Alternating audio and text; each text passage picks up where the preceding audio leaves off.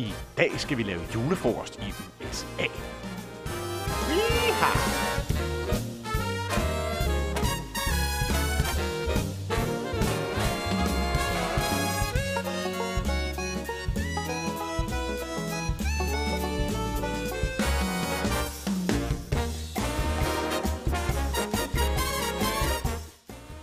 Du vil gerne spise med pris, tror jeg.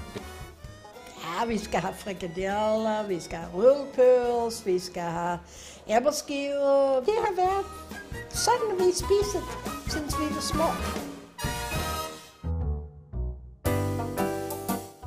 Langt ude på den vældige amerikanske prærie ligger der en lille by, hvor danskere med udlængsel bosatte sig for over 100 år siden. Elk Horn er byens særprægede navn.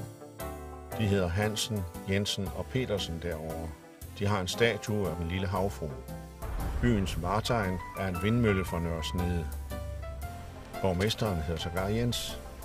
Rygterne om den lille danske by på prærien nåede efterhånden Danmark. Og en dag kom der fremmede til byen. 2 danske brødre havde rejst de 7.000 km til Elk Horn, fordi de havde hørt, at man begyndte at spise medisterpølse sammen med æbleskiver derovre.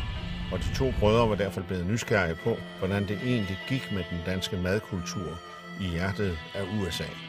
All right, good morning, fellas. Here we have the Appleskievers and Medisterpol. Altså, jeg troede jo ikke på det, men det passer altså. Det er simpelthen... Det er det, de spiser. Medisterpølse og æbleskiver. Jeg må prøve noget blåbær til min medisterpølse. Det er sgu alt for sent, man får det.